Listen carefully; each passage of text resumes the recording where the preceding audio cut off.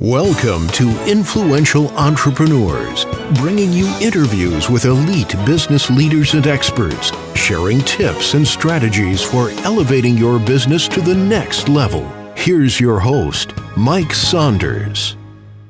Hello and welcome to this episode of Influential Entrepreneurs. This is Mike Saunders, the Authority Positioning Coach. And today we have with us Bob Bethel with Maximizing Profitability, and he's the author of Strengthen Your Business, Fail-Proof Strategies from the Man Who Has Rescued 77 Businesses. Bob, welcome back to the program. Mike, thank you for having me. I appreciate it. Yeah, I remember when we spoke before, it was just such I felt like we were scratching the surface on, rescuing 77 businesses. Boy, we might have had a brief mention of a case study on one or two of them, but I'm sure we could talk for days and days on end on lessons learned from that. But give us a little bit of your background, and then let's talk about your book, and let's bring up some of these businesses that you've worked with and pull out a nugget or two that our listeners can learn from. Great. Mike, I got into the turnaround business because I came out of college, and of course there was nothing I didn't know. I was 21 years old. I had all the answers, and I had saved up enough money that I bought a small dealership in a rural town. My father was in the automobile business all of his life, so I was raised in that business, thought I knew everything about it. And for the first couple of years, I did great, made lots of money. And then along came a recession, and rural dealerships at that point in time were required to be recourse on all of their conditional sales contracts with financial institutions, which means that if the customer doesn't pay, you have to pay that loan off and you repossess the car. Wow. Well, a recession hit. The car started coming back a lot faster than they had gone out. But in addition to that, after my first year of business, I grew up in Nashville, so that business track was much faster than a small rural town, and I started using leverage to buy real estate. I had herds of cattle, and a local president of a bank, who was also the majority shareholder of that bank, saw the activity and called me into his office. I was 21, and he said, "I've been watching, and I want to be your partner. So you just feel free to write a check for anything that you think is a really good deal. I'll cover the check. And by the way, we're going to be silent partners because it wouldn't be right for anyone to know that I was sponsoring you."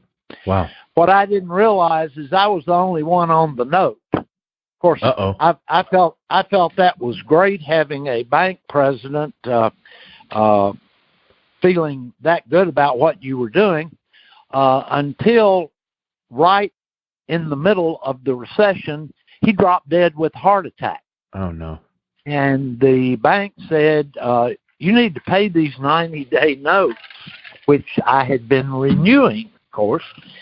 And so it came at me at two directions. I fought it for about 18 months and was totally out of money, couldn't go any further, called the bank and said, "I'm broke." Long story short, I had to sell everything I owned and still ended up owing more money. Wow. Didn't go bankrupt. Everyone got their money. It took me a couple of years to get everyone paid off. But when I crashed and burned, I was very fortunate. One of the wealthiest men in Tennessee, who was a good friend of my parents, got in touch with me and said, I basically have retired from my businesses. I have 21 businesses. I'm not satisfied with the way they're being run. If you'll come in and clean them up, I will give you a third of those businesses. He said, I think you've really learned something, and I don't think you'll go broke again. That's how I got into the turnaround business. And he is in his 90s. We still meet. He is a very good friend, and picked me up, dusted me off, and put me in this. So what I do when banks realize that they're underwater with a loan, especially if their loan loss reserves are very low, they will contact me, and I will go meet. If I'm satisfied that the business can be turned around, I go meet with the owner and say, basically, Mike, your business is broke. You know that. I've been called in by the bank to take a look at it. You also signed a personal guarantee when you signed that note, giving them a second mortgage on your house, all of your personal items, cars, whatever. I'll negotiate on your behalf with the bank for them to walk away from your personal guarantee. You'll keep your house, cars, all of your personal belongings, and I will do that if you will sign your business over to me for $1. And then I go to work on it. And so what do you typically, when you see that and you have to do enough before you even have that conversation or that step, you have to see enough to go, okay, this is worth it. But once you get to that meeting, what are you typically seeing that you're tackling first? What is some of the one or two things that you see right off the bat that in all of these businesses is a recurring theme that you're fixing? Well, Mike, that's a great question, and you and I both learned working on MBAs, there aren't a lot of easy answers out there, but one thing that I have found in doing this, I always sit down with that owner and say, tell me what you think this business needs. Every single time, Mike, I've been given the same two answers. All we need is more sales and some additional capital.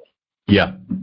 And the real answer to that is because if I had more cash and more sales, I wouldn't have to worry about all these details. That's number one. But the problem is your bucket has holes in it, and if we pour more water in it or sales, it's going to keep flowing right on out. So let's fix those holes first. Exactly. Yeah. Exactly right. And each of these people, I have asked on the front end,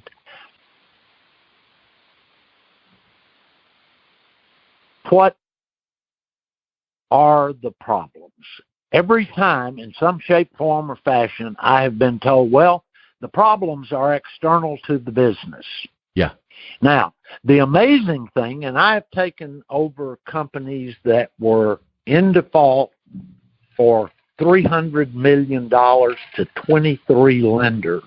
That's the wow. biggest. And every one of these people have said the problems are external. They're pointing the finger at something else, but the other finger is pointing back at them. We don't have cash flow. We don't have this. We need this. The most interesting thing to me about the 54 years that I have now been doing this is I have never brought in new people, number one. Number two, I have never, on the front end, brought in additional money. Now, once we were profitable, there were businesses that needed to be capitalized for inventory, equipment, or whatever. But never new people, never additional money. And right off the bat. I do not travel with a staff, so I take what's there, and that is the key. I have repeatedly said that in doing this all these years, I will take 5% of the credit, and I mean this. The other 95% is to the employees that were there when I got there. Yeah. And the simple fact of the matter is, day one, I have a meeting with everyone who is an employee. We lock the doors, don't answer the phone, and we take whatever time is necessary for me to tell them everything I know, good, bad, and ugly, about the business, number one. And they look like deers in the headlights when they hear this, because the other thing that I ask that owner before he walks out the door is, are the employees aware of the condition of the company? And every time, Mike, I've been told, God, no. If they knew that I'll be looking for a job. I have never had an employee, over 10,000 employees, never had an employee walk out when hearing that news. And what I hear after the fact is, we really appreciate you telling us where we are, because we thought it was a lot worse. Roosevelt said it best. Our greatest fear is fear itself. Yep. So they know the company's in trouble. People aren't stupid. So I tell them in that first meeting, we're going to develop a plan. And this plan is going to be just good enough, and I'm not talking about a Harvard MBA business plan. I'm talking about a football game plan. Who's going to do what, to whom, when, and for how much for the next 90 days. We're going to then break that plan into monthly plans, then weekly plans, and I go out and I get a bunch of whiteboards, and whatever way we're going to measure our performance, be it sales, be it manufacturing, how many widgets we made this week, whatever, and we post that board daily. I call it my end of the day report. I still have 9 operating businesses. Every afternoon at 4 o'clock. No excuses, no it's raining, whatever. We post those boards. The manager of that particular business takes his phone, takes a photograph of that, and emails it to me. I don't have to talk to anybody. I don't have to ask any question. All the matrix that we need to measure to know where we are with that business against our game plan, we have every afternoon. Every employee sees that. It's not hidden, because if your employees are not invested in a plan, how on earth can you expect them to perform? You know, it would be like going into a basketball game late, Mike, and looking up and the scoreboard's blank. And so you turn to someone and you say, what's the score? Well, they're not keeping score. Well, how much time's left? Well, they're not keeping time. So I think my job has been in causing companies to become profitable, and very profitable, is depending on the team. And by the way, I don't do the plan. They do. I'm coming fresh in. You're the guy. I've now worked in 29 industries. So I go out and I pick up the phone. I've done this religiously. I call the very best people that I can identify in that particular industry, tell them I bought this company, I need advice. Would they give me 15 minutes of their time? And I've done that to the chairman of the board of Westinghouse Electric. Boone Pickens has been a friend of mine for 40 years. He wrote the foreword for my book. I don't hesitate in expressing what I don't know. As a matter of fact, you will probably never talked to anyone, Mike, that is as brilliant as I am at knowing exactly how dumb I am. So I don't charge out and start making change. I pull that team together. Yeah. And we develop that plan together. And then we implement that plan. And that is the very biggest thing, regardless of the industry. And I've made an absolute fortune with business owners who have failed, expressing to me on day one, but Bob, you don't understand. Yeah. Well, my business is different. No, it's not. You got to make a profit. John Kenneth Galbraith probably said it best when he said, without the short run, there is no long run. Yeah. Wow. That's really cool. You know, I think that you brought up a couple really important things, and you have proven it out over the years. But for me, I want to just highlight it because it stood out to me. The kind of the blocking and tackling, the plain old just meat potatoes of a plan, nothing elaborate, nothing fancy, something that you can do, and then daily accountability, because when they are accountable to you, it keeps it on the forefront of their mind. But then when those employees see all of the steps and the daily deliverables and the non-negotiables, that keeps them focused on it, because it allows them to mentally, even unconsciously, make decisions throughout the day of, should I be spending my time on this activity right now? Yes or no? Oh, no, because it doesn't get me closer to this objective on the board we've got to take a picture of and send it back to Bob tonight. You just encapsulated it perfectly. You're exactly right. I'm glad this is recorded and we can. Yeah, that's good. Yeah. It's no more complicated than just what you just stated. Exactly. Yeah. But guess what? I feel that, and you could probably, my opinion is this, you would say amen 1,000 times over, but my opinion is people hear that and they're like, that's too easy. Well, give me something ninja, something Jedi, something that I can, and people they discount the easy, but in reality, get the easy done, and then you can baby step into the more elaborate things. You don't need some whiz-bang marketing plan. You just need to fix what you've already got going, and like you said, you never bring in more cash or people or whatever until long after things are fixed, because probably many of these businesses are doing just fine with what they have, because that's what you've said. But boy, if you just tweak here, polish this, and just do a little bit different right here, boy, it's almost, you guys don't know, they don't know where they're at. And it probably, if you really did a debrief on some of these turnarounds, you probably look at it after 6 months or 2 years and go, all we did was X, Y, and Z. And they're like, yeah, that really wasn't a big change, but wow, it was like the compound effect, like in Darren Hardy's book, The Compound Effect. It's like a few little things that then just compound. Exactly. And I guess it's sort of evil, but in talking to these business owners before I closed the deal, I asked them, when was the last vacation you took? Yeah. And they'll tell me last year. And then I ask, where did you go? Well, we went to the Bahamas. Well, tell me what you did.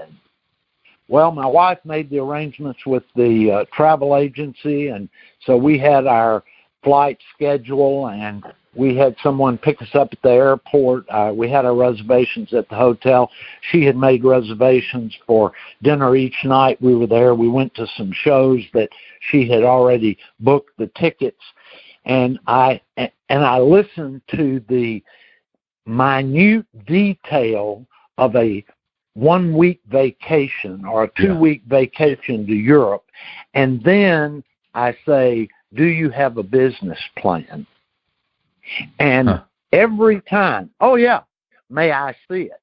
It isn't written. I've never, and I've now, I'm up to 80 businesses that I have taken over, turned around. I probably have looked at another 200 that I that were either too far gone or were too small. I have never gone into one of these businesses, Mike, that anyone had a written plan. Yeah. So their employees didn't know.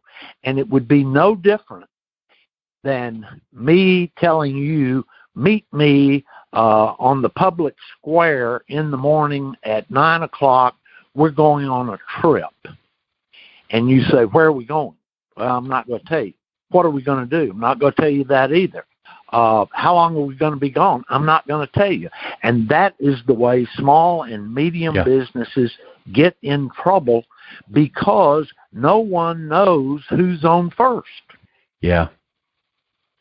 I think I just feel like there's something here that people need to really just let settle into their psyche and their brains, which is, don't discount the simple, because if it's easy to do, it's easy not to do.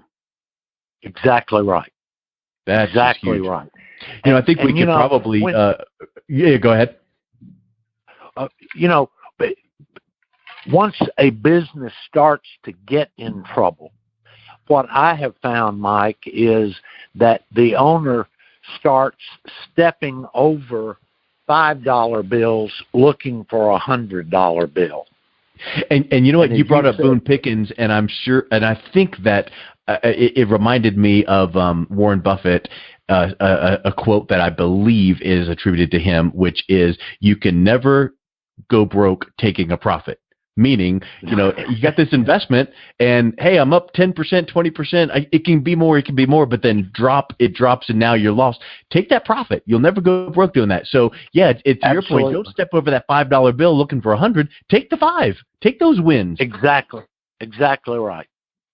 Well, Bob, I just love your down home, just basic foundational business truths, and I know that our listeners will really enjoy reading your book. So let us know how they can pick up a copy of your book. It's available on Amazon. Strengthen Your Business. And I did it, Mike, because you've seen it, I've seen it. You cover it extremely well on a regular basis.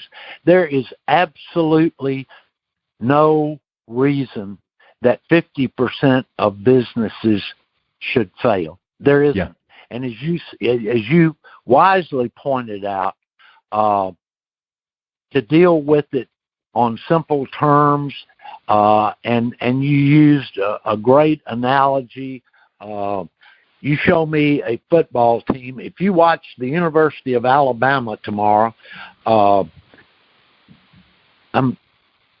I have a daughter that graduated there. I didn't. I graduated from another southeastern school, so we don't talk football. I have a Auburn graduate, a SMU graduate, an Ole Miss graduate, an Alabama graduate. My wife has 2 degrees from the University of Kentucky. I did undergraduate work at University of Tennessee and graduate work at Vanderbilt. So we don't talk football down here.